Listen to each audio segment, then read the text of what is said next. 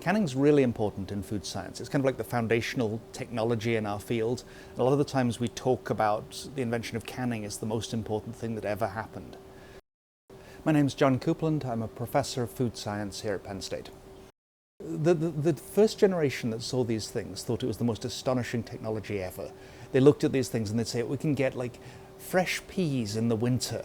We can get food, fresh meat available on long sea voyages, and it seemed like completely miraculous. I mean, when you look at like the modern technologies we look at today, we say, oh, like our ChatGPT has changed our world, or these GLP-1 drugs have changed the way we do things.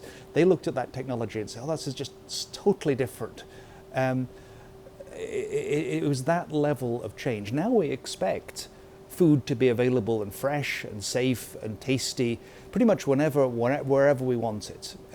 But canning was the first thing that really achieved that and made us sense that these things would be possible. We weren't as bound by seasons as we used to be after canning. And I think it's important for like regular people who aren't food scientists because it tells us about the way our world actually works. It's not shaped by individual geniuses, it's shaped by steady work. We're dependent on these networks of technology systems, and telling that history I think is kind of important. I think it's really important for food scientists and people who do technology work because it gives us some context for what we do. When the canning was first invented, it was glass bottles and it worked okay. But when then some other technologists came along in London and said, well, we need to sell food to the British Navy. They wanted to explore the Arctic, and they settled on putting it in metal canisters, they called them, rather than cans. And cans were so much better for ships because they were lighter, they were more disposable, they were easier to fill, and that was just a big technological innovation, calling it metal canisters. The second big innovation is how they made these things. Because first of all, they used to hold them together with solder. I don't know if you've ever done electronics at home and you've used a solder gun to glue things together. Well, that's how they made these metal cans. But the solder was full of lead, and that wasn't ideal, obviously.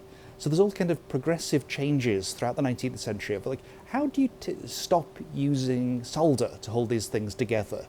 And people started inventing little machines to fold and weld and glue and fasten things together. None of these people will be remembered at all. But all of these things gave rise to the can that Andy Warhol painted versus the can that was used in 19th century London. For a regular person who's not going to do home canning, who's not a food scientist, is just look at something as mundane as that and just think about it. Think about the minds and the hands that have touched that object and how they've shaped something which is so cheap and so convenient, and how we're just dependent on people we've never met and standards that we don't understand, and we have no doubt that we could open a can of tomatoes and eat it raw and we'd be safe. It's just not a worry in life. Now take that idea and expand it more widely. Just look at the objects you touch every day and get a sense of how much we're dependent on other people. We tend to worry a lot about technology and whether society is functioning properly. When you look at objects like that, you get a good sense of how much it does work.